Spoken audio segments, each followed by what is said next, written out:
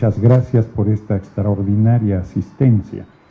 Y la reforma del Poder Judicial es una reforma muy importante. Somos el primer país del mundo, el primer pueblo del mundo que elegirá por voto universal, secreto y directo a todas las personas juzgadoras. Lo acabo de decir en el Consejo de Europa, lo repito a todos los lugares donde voy, pero no voy a evadir la protesta que desde mi punto de vista está presentándose por desinformación y por tergiversación de declaraciones que yo hice.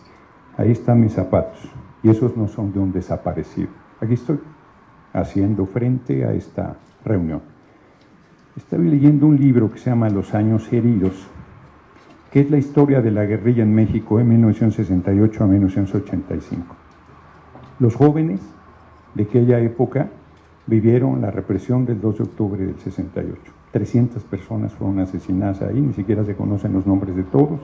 Hay ahí la estela de Tlatelolco que puso el Comité 68 con Raúl Álvarez a la cabeza, que toda su vida ya murió, luchó porque se esclareciera esos crímenes de lesa humanidad.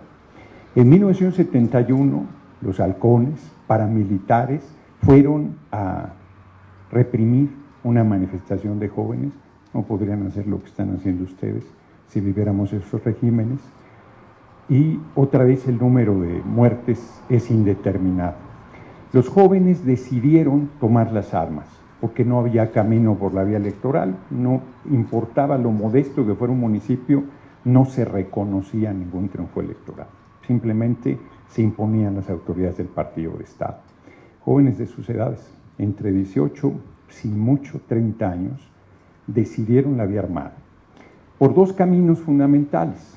Uno, con Lucio Cabañas Barrientos, que desde mi punto de vista fue la opción guerrillera más sólida. Hay un libro que se llama Guerra en el Paraíso, escrito por Carlos Montemayor, que acredita cómo por 7 años Lucio Cabañas logró mantener en jaque al ejército, enfrentó con emboscadas al ejército, y la represión sobre los pueblos de la montaña Guerrero fue brutal.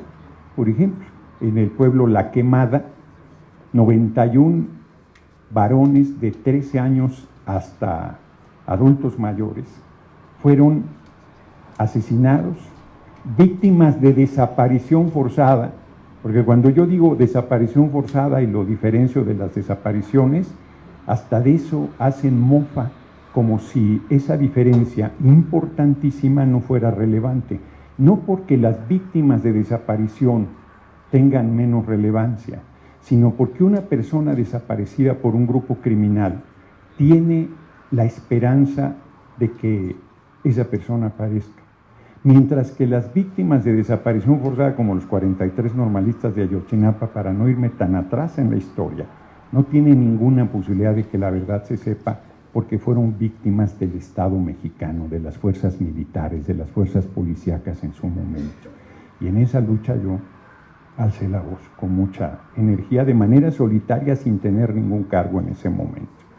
Entonces, la diferencia entre desapariciones forzadas, como esos 91 de La Quemada, o como muchos jóvenes de diversos grupos guerrilleros que hoy existe evidencia de que fueron detenidos, llevados al campo militar número 1 y no volvieron a aparecer nunca más.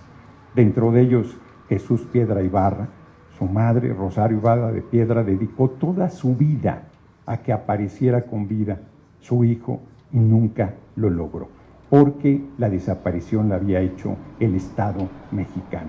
Este libro es un libro brutal, casi cualquier página que abriera, y lo puedo hacer al azar, va a denunciar una monstruosidad de los regímenes del PRI. Con Felipe el Sagrado Corazón de Jesús Calderón, una cosa que me acabo de encontrar con él, en el avión, y no le dije nada porque me habían puesto una emboscada, pero además ya le he dicho todo lo que le tenía que decir. Se mataba a familias en retenes militares. Solo por citar un ejemplo, la familia Almanza Salazar, a la madre le mataron a su niño de 3 años y de 5 años, uno de ellos en los brazos. Eso quedó impune. Decían que no se habían parado en los retenes militares, como detenerse en los retenes militares fuera suficiente para sentenciar a muerte sin juicio en un país donde no existe la pena de muerte. 2 estudiantes del TEC de Monterrey fueron asesinados del Campus Monterrey. Y Calderón dijo que iban armados hasta los dientes. Y 2 años estuvo luchando la comunidad del TEC de Monterrey solo para limpiar el nombre de esos 2 jóvenes estudiantes, que además eran estudiantes sobresalientes. A la fecha, ese crimen está impune. Por lo menos los padres de esos jóvenes asesinados pudieron cerrar el ciclo. ¿Cuál ciclo? El de saber que sus hijos estaban muertos y hacer el sepelio y asumir esa pena enorme. Es muy ruin, muy canalla, que digan que nosotros no somos sensibles a las desapariciones y a las madres buscadoras. Yo tengo 2 hijos, una hija y un hijo. Y a mí me parece que no debe haber una prueba más dura en la vida que te maten un hijo. Que te lo desaparezcan debe ser para volverse loco. Y que sea víctima de desaparición forzada como los 43 normalistas de Ayotzinapa es simplemente inimaginable. Porque esos padres y esas madres no tienen ninguna esperanza de que se esclarezca la verdad de lo que sucedió con sus hijos, porque no fue el crimen organizado. Así que lo van a distorsionar, pero sostengo que lo del rancho ha sido un manejo verdaderamente deleznable de la derecha. No es cierto que haya sido un campo de exterminio ahí. Yo lo que dije, como lo puedo decir de estos zapatos que hay aquí, que estén aquí quiere decir que son de personas desaparecidas. En este caso sabemos perfectamente que no lo son. Cuando se dio la masacre de Acteal en el gobierno de Zedillo, yo llevé 45 ataúdes a la puerta de Palacio Nacional, de 45 personas con nombre y apellido, niños, niñas incluidos, que fueron asesinados en esa ocasión. No eran zapatos anónimos, eran personas de carne y hueso que habían sido masacradas, como en Aguas Blancas. Podría decir un relato larguísimo de la brutalidad que se vivió en los gobiernos del PRI y el PAN. Nadie puede sostener con verdad que nuestro gobierno desaparece. Nadie puede sostener con verdad que nuestro gobierno reprime. Nadie puede sostener con verdad que no estemos luchando contra el crimen y contra el crimen organizado. Nadie puede sostener con verdad que somos ajenos e insensibles a las tragedias que se viven en el país. Todo eso ha sido usado, ese dolor, ese sufrimiento, para montarse en él y generar una campaña en contra de la compañera presidenta, Claudia Sheinbaum Pardo. Yo celebro que aquí puedan manifestarse libremente. Eso hasta hace poco tiempo no era posible. Eso no se toleraba. Eso podía... Los jóvenes que repartían el periódico Madera no estaban haciendo ninguna cosa ilegal. Repartían un periódico. Eran ejecutados si eran vistos repartiendo el periódico Madera. Yo que empecé la lucha desde muy joven, tenía que echarme a correr cuando pegaba una cartulina para difundir cualquier cosa, porque había represalias sobre este tipo de cosas. Yo respeto profundamente a todas las personas que son solidarias con quien tiene una persona desaparecida. Y espero que no se queden en esto, espero que se comprometan en la lucha, espero que vayan con esas personas, espero que se sumen a esa tarea, espero que alcen la voz, espero que acompañen en ese dolor y sufrimiento verdaderamente y no que se use solamente para generar una nota en contra de mi persona. Yo vengo del pueblo, a mí nadie me regaló nada. Yo soy un hombre de origen muy humilde, crecí con mi abuela materna, una indígena náhuatl que tenía primaria terminada, ya no pudo ir a la universidad. Mis padres tampoco fueron a la universidad, yo fui el primero que fui a la universidad y me cambió la vida. Soy un hombre que he luchado toda la vida. No, a mí no me puede decir nadie que yo no me haya... O sea, a García Luna yo le dije en su cara, tú eres un asesino, eres un tipo vinculado al Chapo Guzmán, eres un criminal peligroso, vas a acabar en la cárcel, cuando a todo mundo se le arrugaba el corazón para hacer una cosa así. Y se lo dije en la plenitud de su poder. Y decían que yo le faltaba el respeto. Pueden ir a los videos de su tiempo. Estuve todo, me acuerdo mucho de un par de jóvenes estudiantes que se pusieron muy acalderonados en Morelia y llegaron por la madrugada y chocaron contra las vallas del estado de sitio que con Calderón se hacía a cada lugar que iba. Los tirotearon, se fueron al hospital. Yo era diputado y fui a ese lugar. Yo era diputado, iba a todos los lugares a donde Calderón se presentaba y ahí están todas las evidencias de las agresiones físicas que vivía a pesar de ser diputado. Alcé la voz frente a cada matanza, frente a cada atropello, frente a cada brutalidad. Y nosotros no vamos a tolerar ningún acto de el crimen organizado o de nadie que tenga una responsabilidad sobre cualquiera de estos temas o cualquier delito, por aparentemente sencillo que sea. El tema era la reforma al Poder Judicial, pero yo no evado los temas. Así es que estoy a sus órdenes para las preguntas que tengan.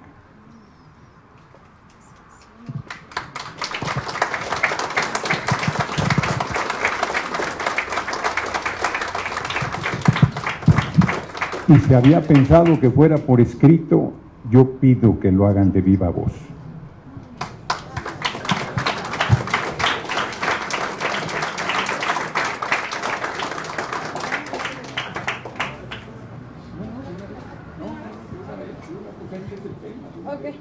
Bueno, vamos a empezar con las preguntas. Va a ser a viva voz a petición del senador. 1 minuto, tienen 1 minuto por pregunta, por favor, o 2.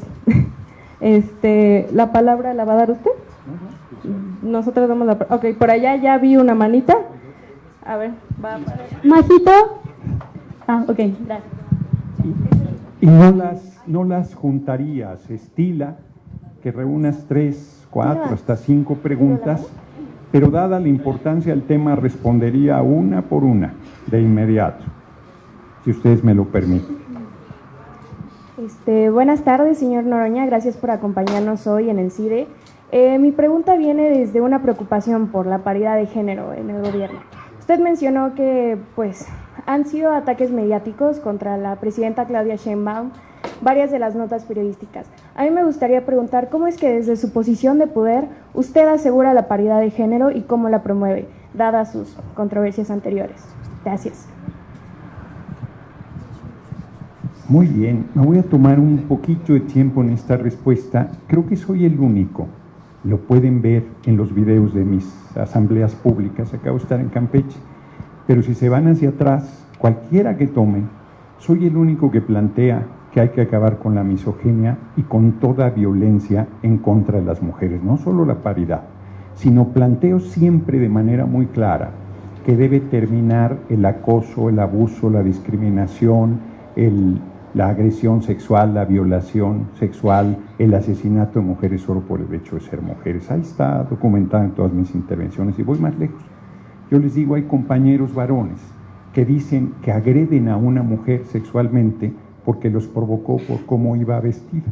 Y yo les digo, miren, acabo de estar en Campeche, hace un calorón del demonio, yo puedo salir sin camisa, sin camiseta, un hombre desnudo de la cintura hacia arriba y ninguna mujer te va a acosar. Ninguna mujer te va a querer tocar, ninguna mujer te va a agredir sexualmente, ninguna mujer te va a querer violar sexualmente. Y pido que alce la mano el compañero varón que haya sido agredido sexualmente por una mujer. Por supuesto que nadie alza la mano. De repente alguien quiere hacerse el chistoso y alza la mano y le digo, no, que te madre tu mujer. No, que haya violencia sexual en tu contra. Y ningún varón ha sufrido, la excepción confirmaría la regla, violencia sexual de esa naturaleza. Y luego voy más lejos y les digo, si una mujer sale desnuda a la calle, nadie tiene derecho a tocarle un cabello si ella no quiere, es una relación de mutuo consentimiento.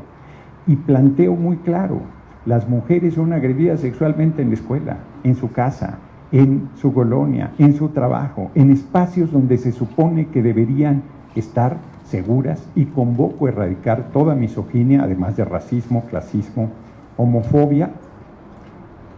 Y en lo de la paridad, el único poder que le falta a la paridad es el Poder Judicial, del tema que vamos a hablar. La elección dio un poco más de registro de varones, pero el INE organizó las cosas de tal manera que va a haber igual número de personas juzgadoras, mujeres y hombres, que es el espacio público en el que faltaba. Yo creo que en la parte de la iniciativa privada ahí no se da la paridad. Creo que hace falta mucho por hacer, igual que para erradicar la violencia contra las mujeres, y creo que no bastará la legislación, sino se tiene que ir haciendo cada vez más conciencia de la necesidad de generar esa paridad hasta lograr plena igualdad entre mujeres y hombres. Buenas tardes, compañero senador. Mi nombre es Michel Tobar, estudiante de la maestría en Administración y Política Pública de aquí del CIDE. La pregunta que tengo es, ¿por qué no se ha aprobado la ley de la jornada máxima de 40 horas? Esta es una lucha que se ha llevado a cabo durante décadas, ¿no?, por parte de la clase obrera, la clase trabajadora, y usted como primero proveniente del Partido del Trabajo, ahora en Morena, ¿qué argumentos da de por qué esta discusión no ha avanzado más? Sería pues una conquista maravillosa para la lucha obrera y para la clase trabajadora mexicana, el poder contar con esa dignidad que ya es estándar en gran parte de los países occidentales o de las economías más desarrolladas. Esa como una primera pregunta. Y la segunda, ¿cómo evitar en la reforma judicial que se involucren candidatos del crimen organizado? ¿Qué filtros existen, qué candados hay para que no puedan llegar precisamente estos personajes a estos puestos en posición de jueces y jueces? Gracias. Muy bien. Sobre la primera pregunta, hace más de 100 años que no se modifica la jornada laboral en México, y efectivamente es una demanda absolutamente atendible. ¿Cuál ha sido la razón de por qué no la hemos promovido? Que queremos acordarlo con el sector empresarial para que sea paulatino, porque no todos como el 70% del empleo formal lo dan pequeñas y empresas familiares, y plantean una serie de dificultades para integrar la jornada de 40 horas así sin mayor dificultad. Las grandes empresas no tienen problema para la jornada de 40 horas, debe instrumentarse. Y además, con las presiones que ha habido con lo de los aranceles y las dificultades diversas que se han venido generando, ha habido una unidad muy sólida con el sector empresarial que no queremos que se nos descomponga, la verdad sea dicha. Entonces ha sido un asunto de tiempo, no de que queramos que no se realice una demanda tan justa.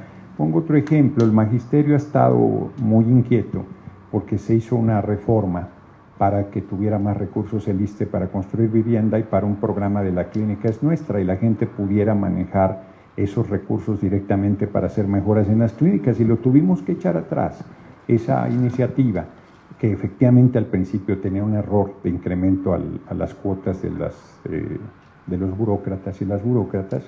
La tuvimos que echar atrás porque en la discusión con el magisterio decíamos, no les va a afectar en nada, estas son las dos cosas. Y alguien decía de ellos, no, si nos afecta, no traen nuestras peticiones, ellos quieren que las pensiones ya no sean en UMAS, que sean en salario mínimo, quieren reducir el tiempo de pensión, quieren volver al régimen solidario. Son demandas absolutamente atendibles, pero no tenemos recursos para hacerles frente. O sea, ahora sí que no es falta de cariño, es falta de dinero.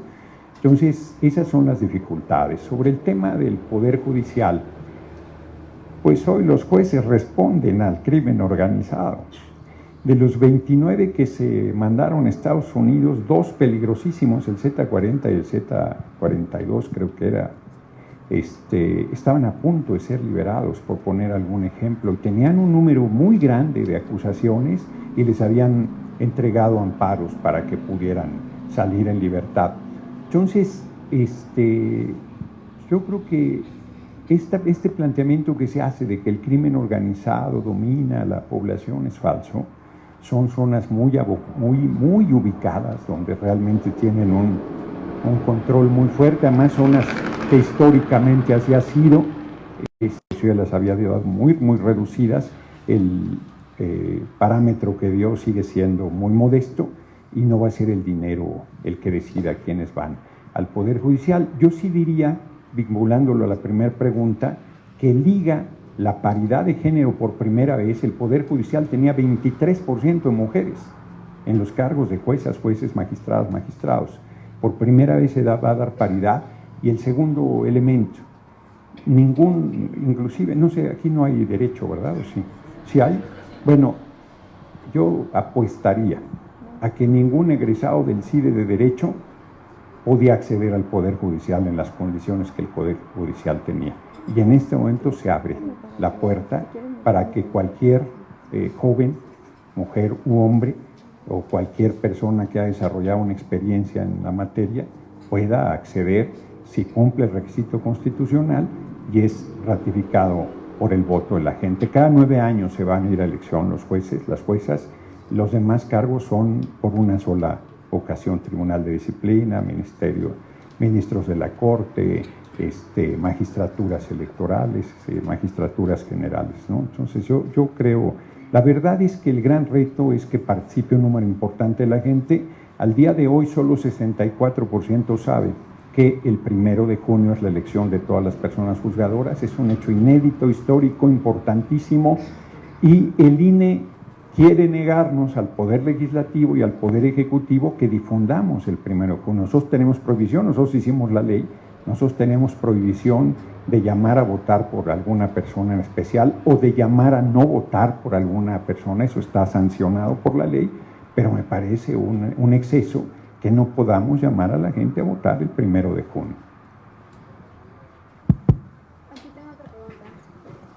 Aquí una pregunta.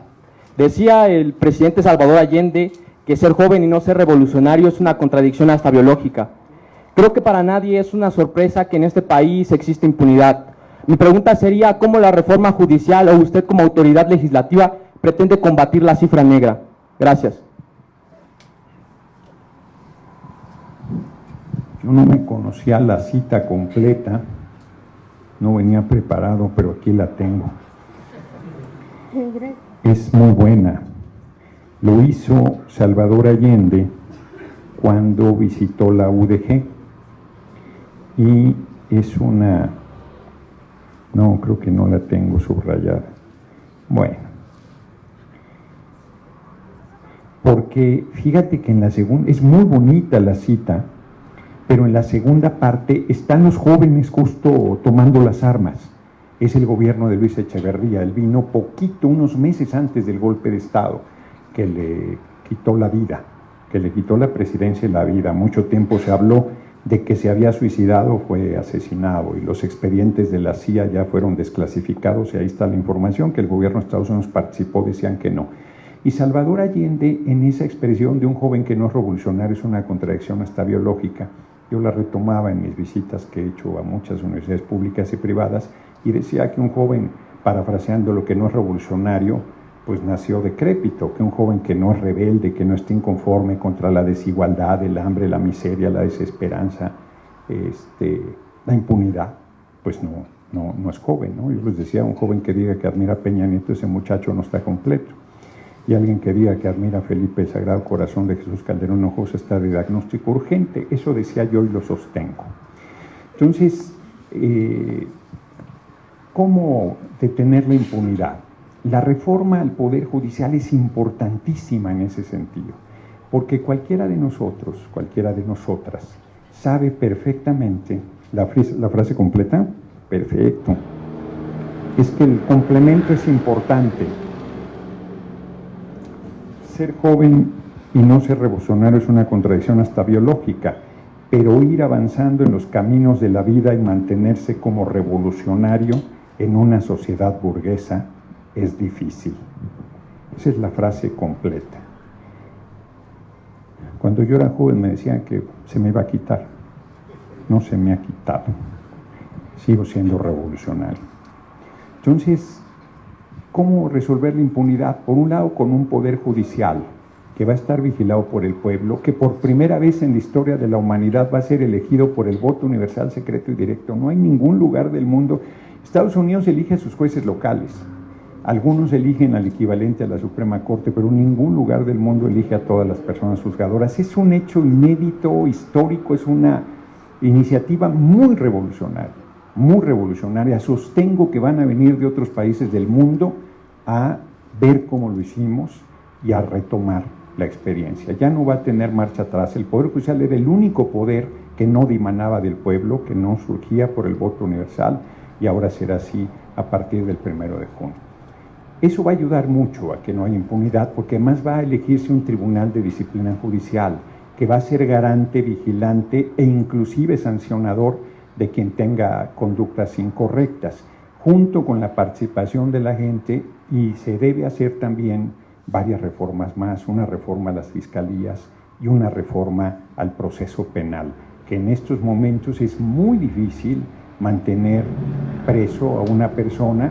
Por eso se ha hecho, yo por ejemplo concedería, nadie lo ha planteado, pero yo lo digo de una vez, la prisión preventiva oficiosa sí es una figura muy discutible en cuanto al respeto a los derechos humanos, pero fuertemente discutible.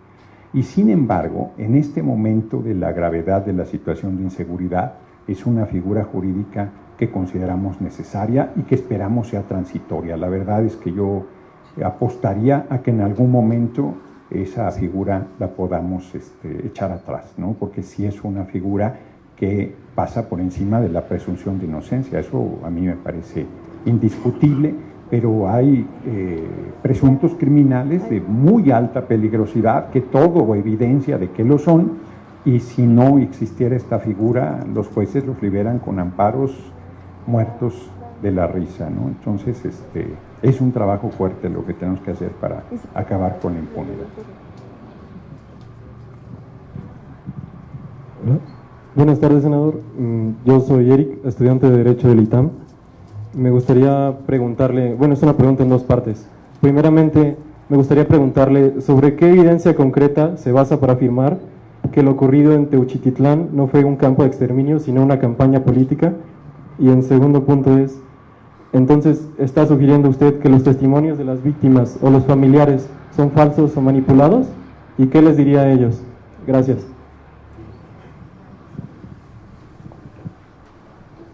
Empiezo por lo segundo. A los familiares de las víctimas no les diría nada.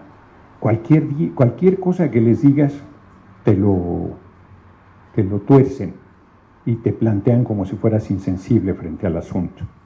Yo lo que dije es, a ver, vuelvo a decir, estos zapatos que están ahí son de víctimas de desaparición forzada. O sea, no está acreditado que así sea. Pudiera ser que algunos de estos zapatos que trajeron sean de una víctima de desaparición forzada, yo no lo sé. Pero de entrada yo pensaría que no lo son. Si estaban en Teuchitlán, ¿cuántos grados centígrados se requieren para desaparecer un cuerpo hecho cenizas? ¿Alguien me lo podría responder? Es una buena pregunta, se los voy a decir de otra manera, no estoy haciendo trampa. Cuando yo era diputado la primera vez, 2009-2012, llegaron a verme familiares de personas que estaban presas acusados de haber asesinado al hijo de Isabel Miranda de Wallace. La hipótesis era que lo habían matado en un departamento, lo habían descuartizado y lo habían echado a la taza del baño, las partes del cuerpo. Y lo primero que pensé yo fue qué salvajada. Y alguien me dijo, no sea pendejo, mi amigo, si usted va al baño y no se va, ¿cómo se va a ir la cabeza? ¿Cómo se va a ir una pierna? ¿Cómo se va a ir un brazo? Pues eso no es cierto. No encontraron una gota de sangre en el departamento. No encontraron un cabello. Peor todavía, los condenaron sin la prueba del delito, que era alguna prueba, alguna evidencia del cadáver del hijo de Isabel Miranda de Wallace. No voy a entrar a lo demás que se dice, me quedo ahí. ¿Por qué pregunto si saben cuántos grados centígrados se necesita para cremar un cadáver? Porque se necesitan 1000 grados centígrados. En el caso de los 43 normalistas de Ayotzinapa dijeron que los habían cremado al aire libre con llantas. Pero por favor, ¿Cómo vas a lograr 1000 grados centígrados con llantas? Y luego las llantas casi no hacen humo. Y no se va a dar cuenta nadie. 43 personas, 43 cadáveres si fuera el caso. ¿Cómo haces eso? No, necesitas un horno crematorio. En un hoyo, yo creo que no da. Yo creo que no da. Pero además ingresaron ya las madres buscadoras y la prensa y no encontró ninguna evidencia de que ahí fuese un campo de exterminio. Fíjense cuánta irresponsabilidad, lo digo con mucha seriedad. El Auschwitz mexicano, dijeron. O sea, 7 millones de judíos asesinados, 8 millones de gitanos socialistas, comunistas, resistentes, gente que tenía algún tipo de enfermedad, de discapacidad, 15 millones fueron asesinados en los campos de exterminio. El Auschwitz mexicano, qué fuerte y qué irresponsabilidad y qué deleznable campaña. Hasta hoy, no hay evidencia de que ese haya sido un campo de exterminio, sí un campo de entrenamiento. Y pues son dos cosas diferentes, totalmente diferentes. Porque yo preguntaría, si se deshicieron de los cadáveres, ¿por qué dejaron ahí los zapatos? Digo, nomás lo preguntaría. O sea, pudieron haberlos dejado, pero ¿qué sentido tendría? ¿Por qué los cremaron sin los zapatos y además los dejaron ahí? Hasta hoy la evidencia no va en el sentido que manejaron los medios y no son capaces de echarse atrás. Eso va a seguir ahí y van a seguir diciendo que un campo... Bueno, el senador Añorbe del PRI se atrevió a decir en tribuna que era un campo de exterminio y que había 60 más. ¿Dónde? Da los elementos. ¿En qué lugares? ¿Con qué evidencias? Con ninguna. Por supuesto que no ha dado ni dará una sola prueba de que haya 60 campos, y no dudaría que haya 60, o los que, no sé, o si hay o no hay. Que no se tergiverse mi declaración. Pero si él sostiene en tribuna que hay 60 campos de exterminio iguales a Tenochtitlán, lo menos que puede decir es dónde y qué evidencias tiene. Es un golpeteo irresponsable. Y hacer un paralelismo con Ayotzinapa es el colmo de la actitud canalla. Están los nombres de los 43 jóvenes que fueron víctimas de desaparición forzada de Ayotzinapa. Existen los nombres. De los 200 zapatos, esos no hay un solo nombre. No hay un solo nombre y un solo elemento que diga esta persona fue desaparecida ahí. No hay una sola evidencia hasta este momento. Pueden aparecer evidencias, sí. Tú le dices esto a una madre buscadora, pues como me contestó una, no, yo un par de zapatos pienso que es mi hijo y pienso que es una esperanza de que se sepa dónde está. O sea, lo entiendo perfectamente, pero eso no quita la perversidad de quienes se han montado en ese dolor y ese sufrimiento. Lo digo de otra manera. ¿Cuándo el PRI y al PAN le han importado el pueblo, las víctimas, sin nada? Nunca, absolutamente nunca. Son una pandilla de miserables, de asesinos, de represores, que hicieron de la desaparición forzada, de la tortura, de la barbarie, su política para enfrentar a un grupo de jóvenes soñadores que creyeron en un cambio a través de la vía armada porque estaba cerrada la vía electoral. Nos hicieron fraude en 88, nos hicieron fraude en 2006, nos hicieron fraude en 2012 y lo volvieron a hacer en 2018, pero el pueblo respondió con tanta energía que no pudieron derrotarnos. No somos iguales, no somos lo mismo, no somos cómplices de ningún delito, de ninguna desaparición, de ninguna actitud en contra de nuestro pueblo. Hemos luchado contra eso toda la vida. Hemos empeñado nuestra seguridad, nuestra integridad, nuestra familia, nuestro compromiso, nuestro enorme amor al pueblo contra ese tipo de canalladas y repudio que nos quieran meter en ese costal de asesinos que bañaron en sangre el país, y muchas de las personas que ustedes apoyan, con las que ustedes simpatizan, justificaban esos actos miserables. Se tenía que decir y lo dije.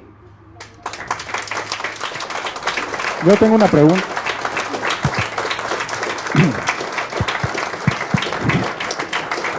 Pero no tengo...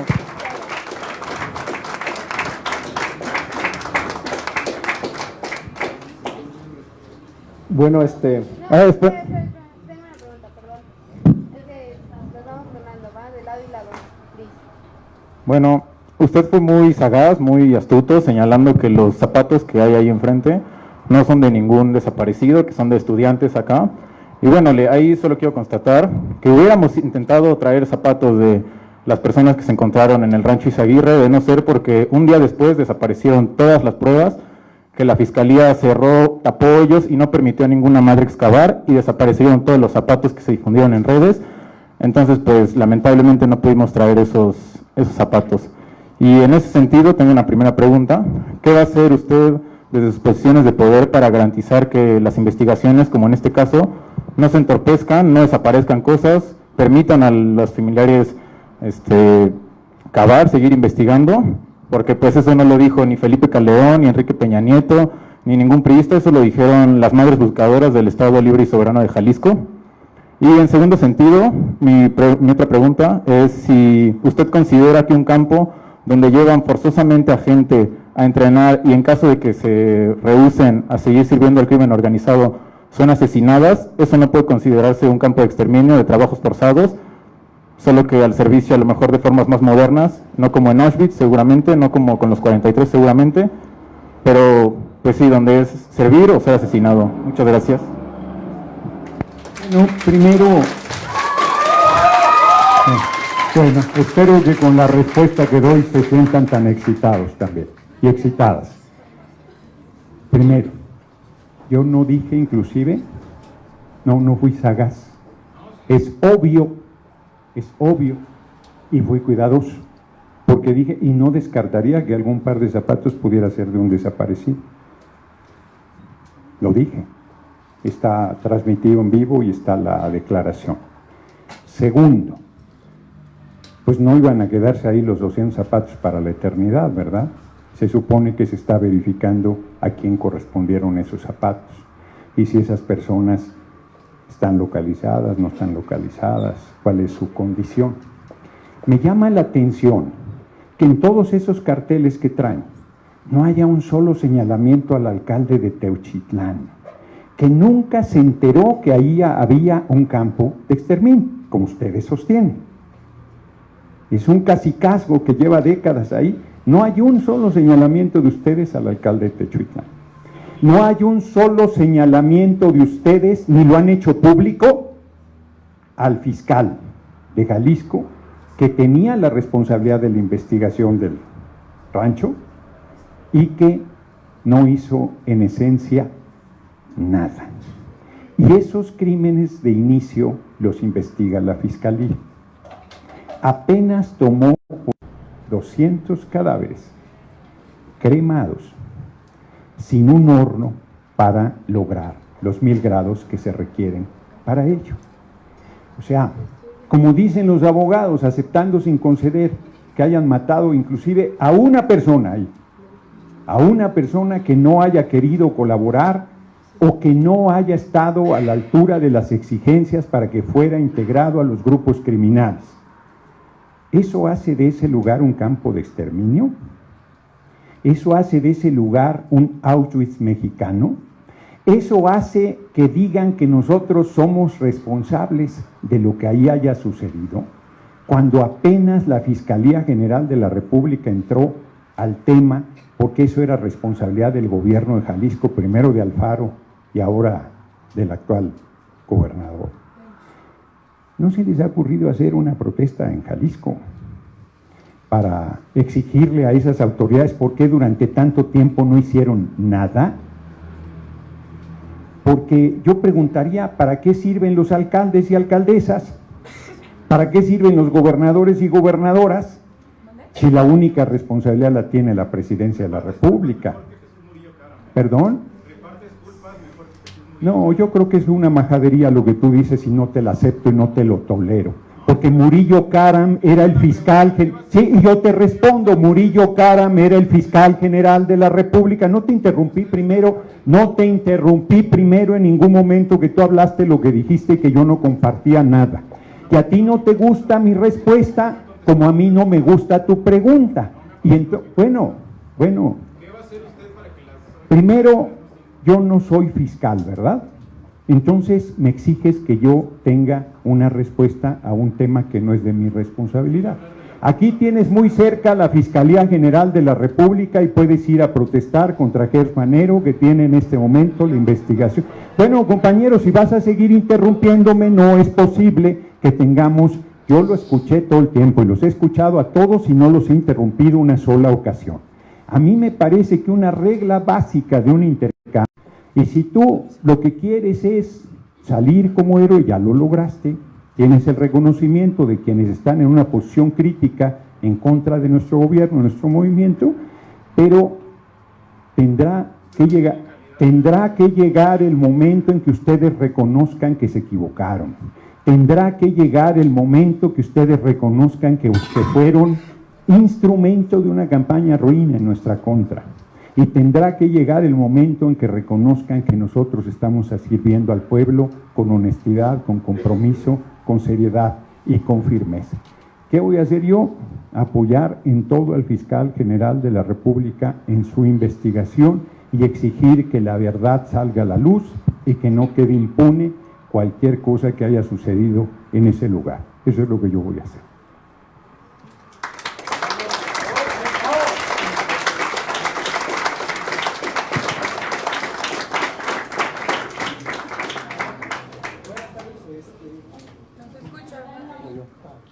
Bueno, pues yo soy Soc Enoc Hernández y estudio Derecho aquí en el CIDE. Y primero que nada quiero agradecerle por darnos el espacio para hablar, para dialogar y poder pararnos y dar nuestra opinión y nuestras preguntas, a diferencia de la organización de este evento. Ahora, mi pregunta va más en el marco de lo que trata el evento, ¿no? Que es reformas desde la izquierda. Históricamente, los movimientos sociales de izquierda tienden a caer y ser cooptados por grupos de poder. En caso de Latinoamérica se me ocurren los casos de Venezuela, Cuba, el propio PRI. Y no se me confunda, yo no estoy tan ridículo como para compararlo con una dictadura ni nada de eso. Solamente que, al menos en este movimiento del que usted es parte, de la 4T, a mí me parece que personajes prominentes del Poder Legislativo, como lo son Ricardo Monreal, como lo es San Augusto, como es el propio Cuauhtémoc Blanco, pues no son muy de izquierda, que digamos, al menos en mi parecer. Entonces mi pregunta es, usted, Gerardo Fernández Noroña, ¿qué va a hacer como parte del movimiento que representa para evitar que personajes políticos que no les interesa el pueblo o que les interesan más sus posiciones y sus riquezas coopten el movimiento y que el movimiento no se quede solamente en la izquierda, en el discurso, sino que de verdad, sobre todo desde el Poder Legislativo, que es el que reforma, tenga personajes que sí les interese realmente el pueblo? Muchas gracias. Muy bien, te agradezco mucho la pregunta, porque yo cuando estudié, hace muchos años ya, yo estudié 79, 83 en la Guamas Capuzalco, estudié sociología. Bueno, primero, las compañeras organizadoras del evento no estaban limitando nada. Ellas me comentaban que la tradición aquí son las preguntas por escrito, y yo fui quien pedí que fueran abiertas para evitar cualquier suspicacia de que había censura o de que yo no... Ahora sí que yo vengo de la protesta y la lucha, sería el colmo que me espantara frente a una protesta. Me he echado unas poquitas en la vida. Entonces, no, las compañeras muy bien, la verdad, y me comentaron desde un principio, me plantearon el formato, y yo fui el que lo modifiqué porque era necio que yo hablara de la reforma al Poder Judicial cuando el ambiente estaba enfocado a este tema que hemos estado tratando, y además qué bien que lo estemos tratando, y cada quien se quedará con su impresión, pero lo importante es escucharnos, porque yo me llevo de cualquier manera preocupaciones, y ustedes también se llevan reflexiones que yo estoy realizando. Yo pensaba, cuando era joven, que todo revolucionario era de izquierda, y yo me equivocaba. En la revolución entra gente de todo, desde la derecha hasta la izquierda, todo el abanico. Y siempre en un proceso revolucionario hay una disputa por el rumbo que debe tomar. Hay sectores más conservadores que llevan hacia la derecha, digamos, y hay otros que pensamos que debe ir a la izquierda el movimiento. ¿Cómo lograr ganar eso? Pues con el apoyo de la gente, con las posiciones, con los compromisos, con los planteamientos programáticos.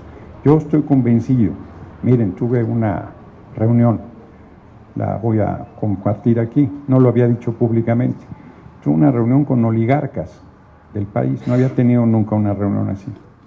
Y hubo un momento en que yo les dije, ¿cuál es el límite para la acumulación económica? Pues uno de ellos tiene 80,000 millones de dólares. 80,000 millones de dólares. Y cuando se lo chupe la bruja no se va a llevar nada. No se va a llevar ni un clavo partido a la mitad. ¿Cuál es el límite para la acumulación en este sistema económico? No existe. Es irracional. No tiene límite. Decía Carlos Marx que el sistema capitalista destruye sus dos fuentes de riqueza, el ser humano y la naturaleza. Entonces, yo estoy convencido que tenemos que hacer un cambio donde todo ser humano sea respetado en su dignidad como tal y que nadie sufra por carencias económicas y cada quien construya su propio camino en la búsqueda de la felicidad. Y estoy convencido que debemos hacer, yo creo que Rosa Luxemburgo, su frase, la digo mucho, sintetiza lo que yo creo que debería ser nuestro país y el mundo, por una sociedad donde seamos socialmente iguales, todas y todos los mismos derechos, humanamente diferentes porque cada quien tiene su sensibilidad y su acento, y completamente libres, porque contrario a lo que dicen de nosotros hemos luchado por la libertad y apostamos a la libertad de todas las personas. Entonces, ¿cómo pienso ganarles a quienes no son de izquierda? Pues como le hice en la interna, les gané a todos ellos. O sea, le gané a Monreal, le gané a Adán Augusto, le gané a Güero Velasco, y yo no traía ni un centavo, yo traía unas cartulinitas pedorras que decían Noroña es pueblo, y pedía, yo no las traía, le pedía a la gente que las hiciera y las pegara en la ventana de su casa. Quedé en tercer lugar, solo me ganó Marcelo y la hoy compañera presidenta Claudia Sheinbaum Pardo. Si llego vivo al 2030, espero ganarle a Marcelo, ya veremos, ¿no?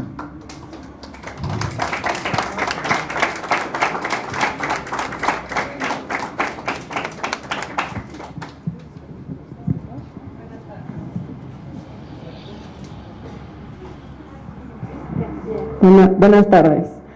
De nuevo le agradezco que permitiera los micrófonos abiertos porque nos da oportunidad de aclarar muchas cosas que a través de una lista no hubieran sido posibles.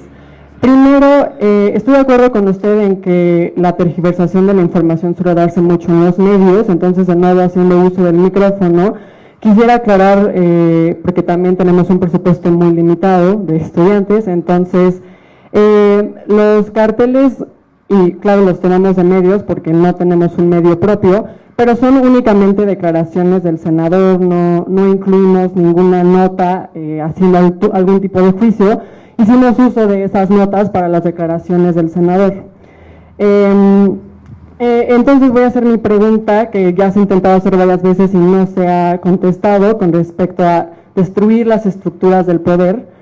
Y me gustaría mucho, le pido, que respondiera esta pregunta sin decirnos lo que el PRI y el PAN hizo o no hizo. Claro que es nuestra responsabilidad saber lo que se hizo y, bueno, también la razón por la que no se hizo denuncia de otras autoridades es porque no están aquí. Claro, totalmente de acuerdo, también se tiene que denunciar a fiscales, gobernadores y presidentes municipales involucrados en todo esto, pero bueno, tenemos a una figura pública de su nivel y por eso las denuncias son hacia usted. De nuevo mi pregunta, ¿cómo pretende romper con las estructuras de poder, por ejemplo, con un acusado de agresión sexual que tuvo todo el respaldo? Y también a las preguntas previas que nos hizo con respecto a si conocemos algunas de las características de estos campos, como bien también mencionó, de adoctrinamiento y exterminio. Sí, tenemos otras medidas. La semana pasada estuvieron aquí acompañándonos madres, padres y familiares de personas desaparecidas y ellos nos platicaron muchísimo del proceso, de lo difícil que es, como usted bien menciona, y que nada de lo que sucedió en ese campo es imposible. Ahí tienen muchísima información con esos familiares, porque no solo hacen labor de búsqueda, sino que tienen varios ejes de información a la población en lo que sucede en las desapariciones, ¿no? Entonces, tenemos ese tipo de acciones. Desafortunadamente, ese foro no tuvo esta misma cantidad de personas, pero hubo muchísima reflexión acerca de cómo pasa eso, en cómo efectivamente es muy factible que pase, no es nada descabellado pensar que eso esté sucediendo, inclusive 60 veces. Ellos lo han hecho, lo acompañan y piden acompañamiento. Entonces, aprovechando este foro, también les invitaría a acompañar a los familiares. Ellos piden personas para ayudar a las búsquedas de sus familiares. Ahora sí, perdón. ¿Cómo planea romper también con continuar diciendo que no hay pruebas suficientes para que el Estado sea, cuando claro que el narcotráfico no funciona sin el Estado, a redes locales, claro está, que podrían no necesariamente estar involucradas en Morena, pero es una realidad que el Estado funciona con el narcotráfico para hacer este tipo de situaciones, ¿no? Entonces, ¿cómo romper las estructuras de poder protegiendo a agresores sexuales y esperando siempre pruebas antes que los testimonios, deslegitimando lo que las madres vinieron a decir esta institución? No es ningún medio Madres Buscadoras, y siguiendo diciendo que no hay información suficiente para asegurarlo. ¿Por qué no llevar esta discusión a qué hacerlo? No a los medios de comunicación que desvirtúan la información. ¿Por qué no decir abiertamente qué hacer para que estas investigaciones funcionen? Gracias. Bueno, yo diría que si se hace esta argumentación, pues no hay nada que decir. No hay nada que decir. Ella sostiene que ese era un campo de exterminio, que ahí desaparecieron a las personas, que las Madres Buscadoras están convencidas y que nosotros somos cómplices del asunto. Bueno, frente a esa argumentación, cualquier cosa que digas, no estoy haciendo un argumento torcido. A ver, si viene, yo estuve en Tijuana el mismo fin de semana cuando salió lo de Techoitlán. Se me acercó una mujer bañada en llanto, que le habían desaparecido al hijo de 18 años en Tijuana, y él venía de Sinaloa. Me dijo que 11 habían sido detenidos por la policía local y que 6 estaban presos y 5 no aparecían. Yo le dije, dame más información, dame la denuncia, algo para ver qué pasó. Pues es una cosa, pues ahí en el mitin, o sea, no... ¿Cómo sigues hablando tú de quién sabe qué cosa cuando tienes ahí un planteamiento de esta naturaleza? Y por supuesto que yo no planteé que eso no fuera cierto, pero no puedo actuar si no hay algún elemento. No había metido la denuncia, se está investigando el asunto. Parece que es cierto, Tenemos evidencias ahí. En el caso de Techoitlán no las hay. O sea, el 5 de diciembre le dijeron a las Madres Buscadoras que allá había. Y llegaron, estaba ahí lo de los zapatos y todo el asunto. Yo vuelvo a insistir, ¿cómo se deshicieron de los cadáveres? ¿Cómo se deshicieron de los cadáveres? Si ese era ahí el campo de exterminio, pues la única manera es quemándolos. Vuelvo a decirlo, se necesitan 1000 grados centígrados. No pues con menos. Y además requiere determinadas condiciones. ¿Había hornos ahí? No los hay. O sea, ¿se puede en un hoyo en el piso cremar un cadáver? No se puede. No lo digo yo. O sea, es una evidencia física, de la ciencia física, no de mis opiniones. Pues, a ver, cualquiera que oiga a las Madres Buscadoras, pues claro que se te parte el corazón, claro que dices qué barbaridad. Y si ellas sostienen que ahí desaparecieron a sus hijos, pues está durísimo eso. No tienen pruebas porque no existen hasta este momento. Pudieron haber desaparecido a sus hijos ahí. Hasta lo que hay en este momento no hay evidencia, no es... A ver, yo digo aquí, pasó tal cosa, todo el mundo está seguro que así fue, pero si no hay una evidencia de entrada, el tema no puede prosperar. Nosotros no ocultamos ninguna evidencia. Nosotros acabamos, la Fiscalía General de la República acaba de ingresar al lugar. Dice la joven estudiante, no sé si dijiste el nombre, por eso digo joven estudiante, que usaron de la prensa y tal. Pues sí, la prensa, decía mi abuela, que hablen de ti aunque sea bien, porque mal siempre. Pues, o sea, pues en la prensa dicen canallada y media, todo el tiempo. Por eso, pues eso es lo que dice la prensa, no lo que dije yo. ¿Por qué no se toman, por qué no se toman la molestia de ir a mis declaraciones en la videocharla de 1 hora y ahí dicen, sí, dijiste esto? Yo los reto a que lo hagan. Yo les reto a que lo hagan porque mienten, porque no es cierto, porque yo no dije lo que los medios dicen, porque trucaron el video, porque lo editaron, porque hicieron y han hecho una campaña canalla con el tema. No vamos a ningún lado así, porque ustedes están convencidos.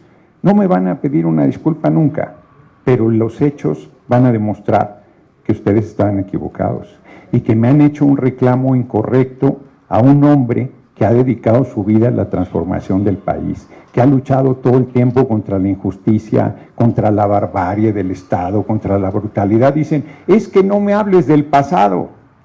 Pues es que el pasado explica el presente. Es que lo que ha sucedido nos lleva a donde estamos parados.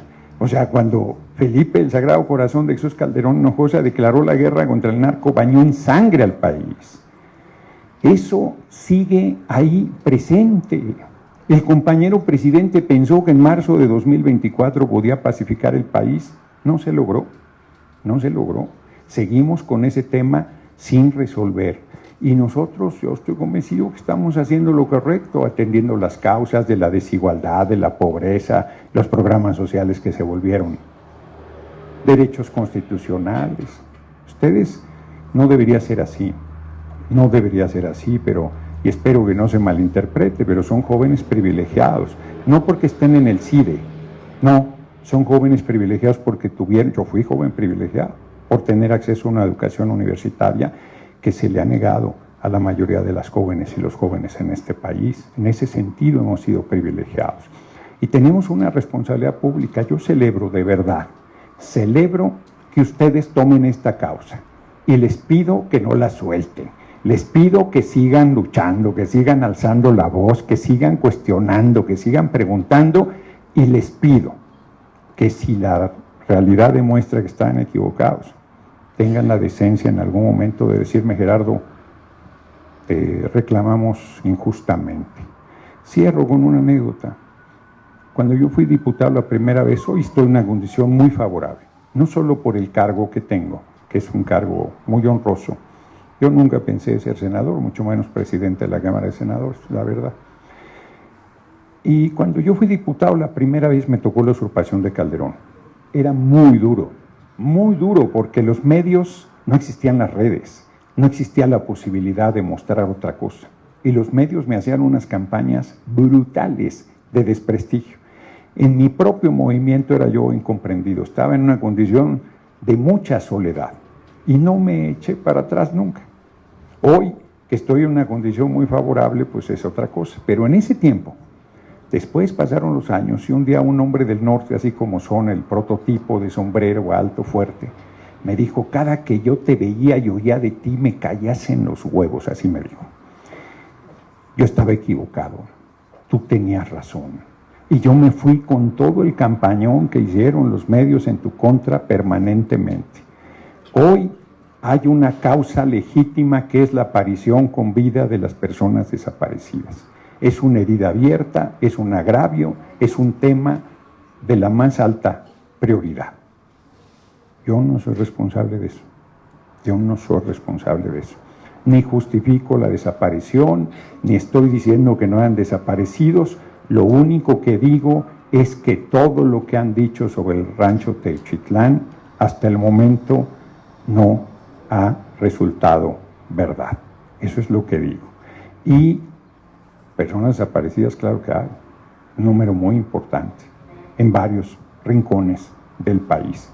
Y es una herida abierta, como lo es la desaparición forzada de los 43 normalistas de Ayotzinapa, que tampoco fue, esa no fue nuestro gobierno y no hemos podido lograr que se sepa la verdad de lo que allí sucedió.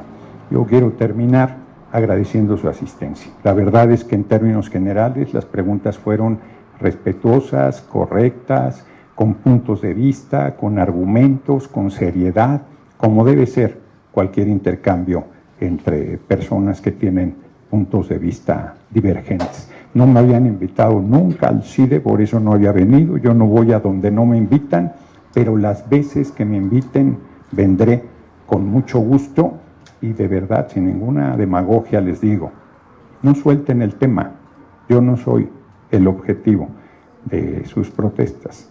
El objetivo es que aparezcan, idealmente con vida, las personas desaparecidas, si es una causa legítima, es una causa noble y es una causa a la cual vale la pena dedicarle la existencia a quien así decida hacerlo. Hay varias manos levantadas, pero se había previsto hasta la 1:30. Yo tengo también Falta agenda. una pregunta, diputado. A ver, una última. Mire, hace una semana tuvimos un conversatorio de madres buscadoras y otros colectivos de buscadoras. También el semestre pasado tuvimos a las madres de los desaparecidos de Ayotzinapa. Mi pregunta es una de mis preguntas y quería preguntarle si usted se atrevería a verlas a los ojos y decirles que sus hijos no están desaparecidos. La otra... A ver, para. Para. ¿En algún momento he dicho eso que está diciendo él? Yo les pregunto a esta asamblea, ¿en algún momento he dicho lo que está diciendo? No, a ver, eso no dije.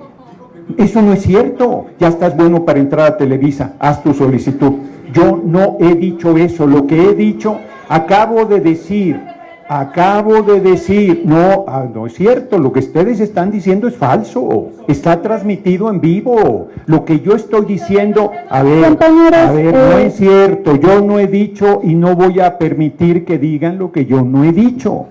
Dije, es una herida abierta, son muchos los desaparecidos en el país, es un tema muy importante, vale la pena dedicarle la vida, es necesario que se sepa y idealmente que aparezcan con vida. ¿En qué momento dije que no están desaparecidos? Ustedes sostienen que el campo de Teuchitlán era un campo de exterminio, que era el Auschwitz mexicano, que por lo menos 200 personas ahí fueron exterminadas. Yo sostengo que eso que ustedes dicen no se ha probado.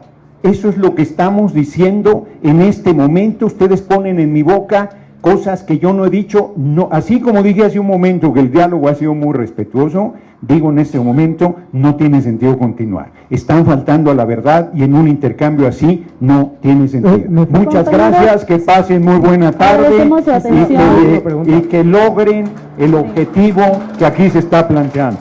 Hasta luego. Compañeros, agradecemos su atención. Desgraciadamente